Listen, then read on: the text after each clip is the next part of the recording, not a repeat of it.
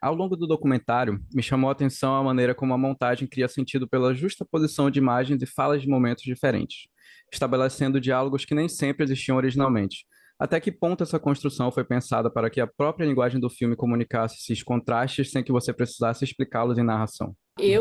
Na verdade, quando eu fui montar o filme, né? Porque, ó, vamos só contextualizar um pouquinho, só para a gente entender isso. Quando eu fui filmar ali a CPI, eu, na verdade, não sabia que filme era esse. Eu só sabia que ali tinha alguma coisa importante, né? Porque eu queria falar, contar a história um pouco sobre a pandemia.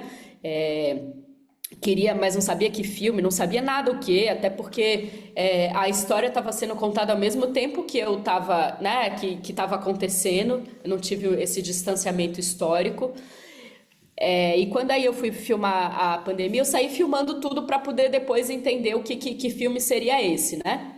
E aí, quando eu fui montar o filme, tinha uma coisa que, pra mim, eu tinha uma certeza desde o começo, que eu não queria ser a narradora, porque eu nunca me senti protagonista dessa história, né? Eu nunca perdi parente, assim, o que isso não significa que eu não tenha solidariedade com as pessoas porque eu não perdi ninguém, mas eu não achava que eu não deveria ser a narradora dessa história.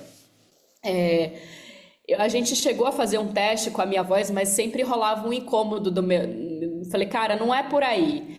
E aí, pensando depois, assim, a gente chegou a deixar o filme por si só, as imagens tentarem contar a história. Só que eu achava que, para quem não vivenciou a pandemia, para quem não estava muito familiarizado com o que aconteceu, era difícil de entender completamente tudo, porque assim, são muito temas, assim, rápido, é muito personagem, até para você entender quem são os personagens, então seria difícil também.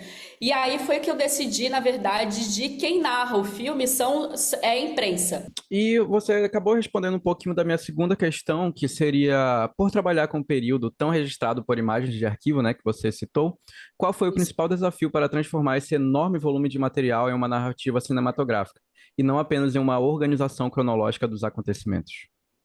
Cara, foi um desafio gigante, porque, como eu te disse, eu saí filmando assim loucamente tudo, eu não tinha um roteiro prévio. Então, depois para poder organizar esse material, para poder separar, para depois pensar, né, sobre o filme, então isso deu muito trabalho. Tinha uma outra coisa que também para mim era muito certo, isso desde o começo que eu filmei, mesmo sem saber que filme seria esse, mas eu queria que o filme tivesse um formato meio de reality, assim, sabe? Tudo que foi filmado ali foi nesse período de 2021. Eu não abri câmera depois. Então eu queria que fosse essa câmera viva ali, essa câmera daquele período, né? Aquela câmera que estava acompanhando. Eu não faço entrevista direcionada, né? Tudo como quando eu entro no carro com os senadores, era o período que eu tinha meio de conversa com eles, porque era sempre tudo muito rápido que estava acontecendo. Então era um momento chave assim que eu conseguia ter um momento com eles, mas era tudo ali no momento que a história ali estava sendo contada.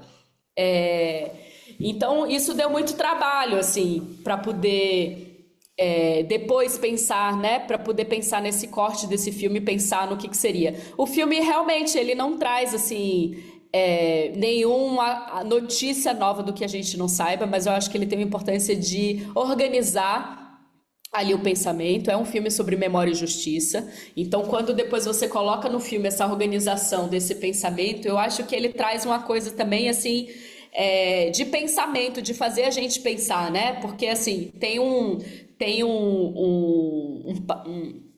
uma diferença, né, entre o jornalismo e o cinema, né? Porque o jornalismo acho que tem esse compromisso com a notícia, com a urgência dos fatos e com a informação. Né, a reportagem diz assim o que aconteceu e acho que o filme pode fazer um sentido, um peso, fazer sentir o peso do que aconteceu, né? Pode nos ajudar a compreender não apenas os fatos, mas as suas consequências humanas, políticas, históricas, né? Então, eu acho que o filme vem por isso. E aí eu fui pensando como montar, como contar essa história ali em 1 hora e meia, que não fizéssemos pensar sobre essa questão desse momento que a gente viveu num governo negacionista, como foi vivenciar um governo negacionista durante uma pandemia.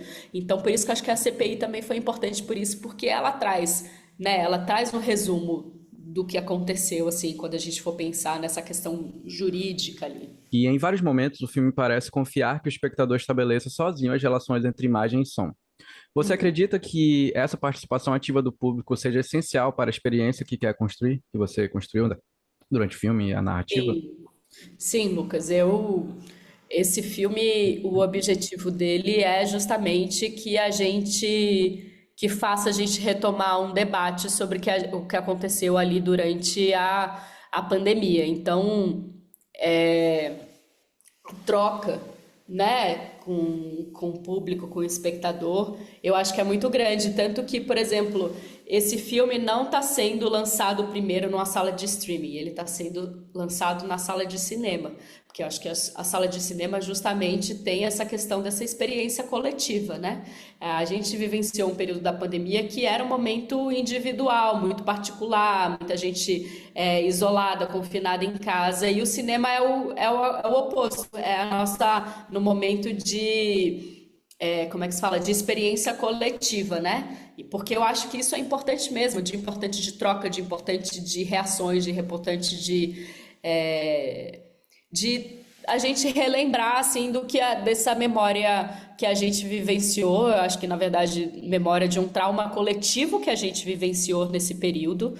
E uma das coisas muito importantes que a gente tem feito no filme, que além disso das salas de cinema de lançar, a gente está levando para as universidades, porque vai passar o filme nas universidades e com debates nas universidades, porque as universidades é justamente esse lugar de troca, né, de pensamento, de conhecimento. Então, Você tem alguma mensagem aqui para o público manauara que vai assistir esse filme que eles podem esperar do seu documentário? olha, assim, uma das coisas que me fez começar, na verdade, esse filme foi muito do que aconteceu em Manaus, assim.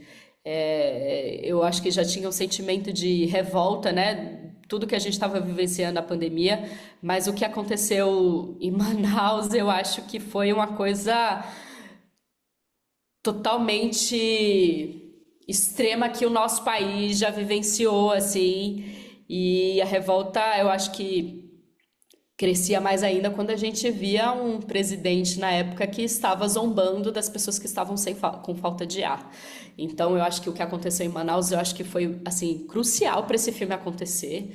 Mas assim, se eu fosse pensar em mensagem assim, né, sobre o filme, eu acho que o que vale é que democracia também é memória e que esquecer uma tragédia não é superá-la. Eu acho que a questão de como um país lida com a responsabilidade pública diante da morte, né? De centenas de milhões de cidadãos. Então, eu acho que o que significa, né, uma tragédia dessa dimensão também produzir tão pouca responsabilização, eu acho que vale isso também para nossa reflexão.